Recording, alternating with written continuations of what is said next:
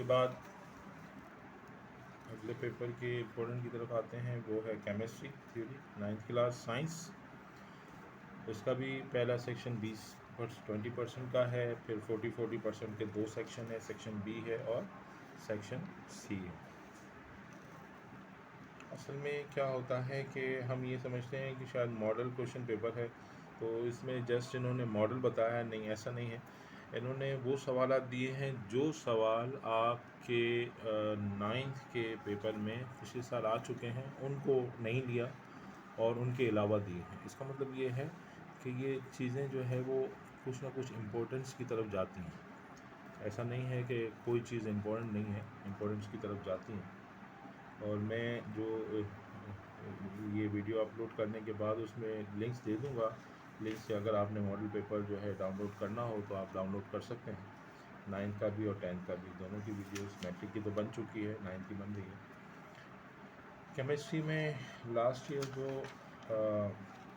Question answer थे वो fill in the blanks थी, MCQs थी, वो 24 थी। इनमें से भी याद कीजिएगा, 24 में से भी।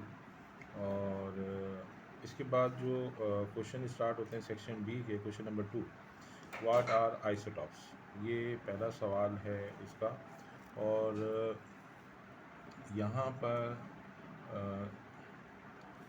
आइसोटॉप्स का सवाल नहीं आया, यानी जो पास्ट पेपर है उसमें आइसोटॉप्स का सवाल नहीं है। आइसोटॉप्स एक बड़ा बेसिक टॉपिक है और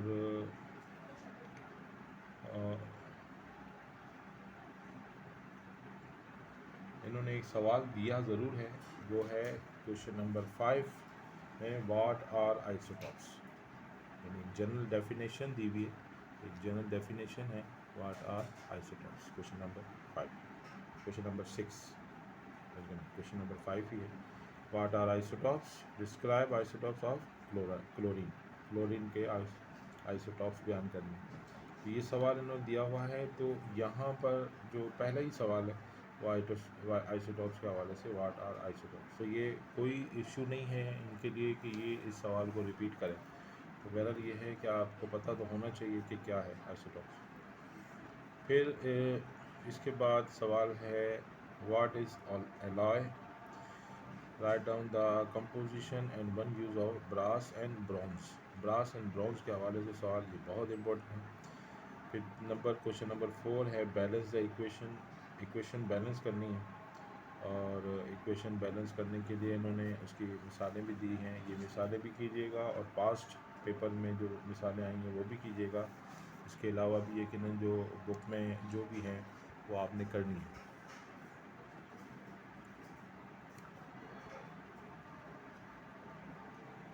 उसके बाद हमारे पास क्वेश्चन है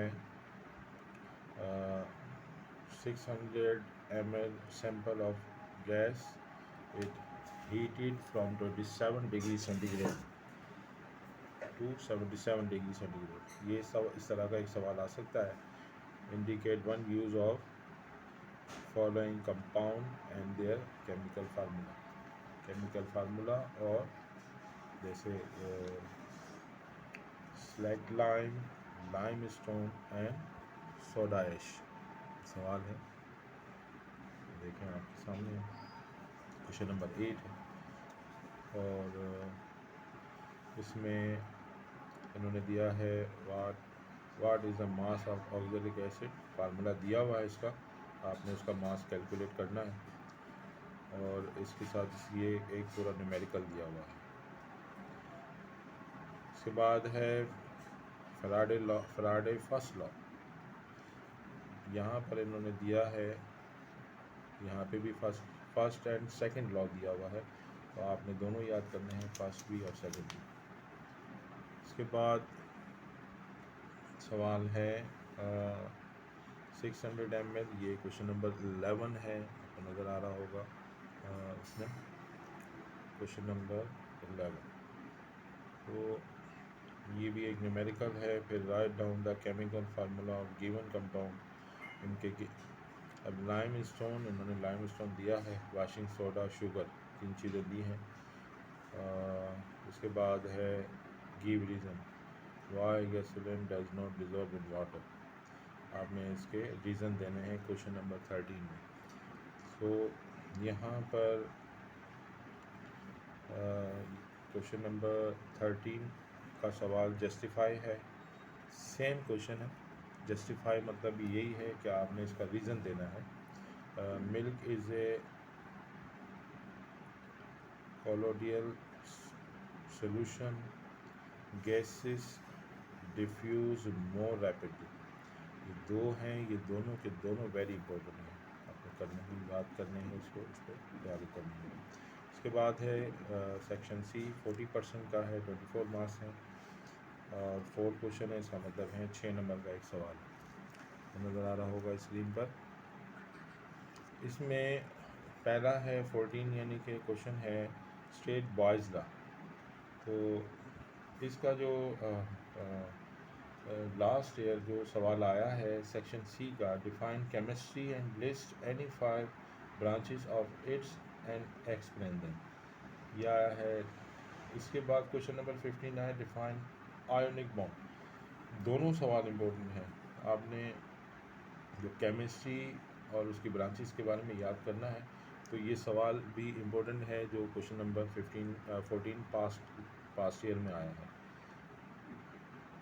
इसके बाद डिफाइन आयोनिक बॉन्ड आया है। यहाँ पर क्वेश्चन नंबर 15 आप देखें, ये आया हुआ है डिफाइन कोवेलेंट बॉन्ड।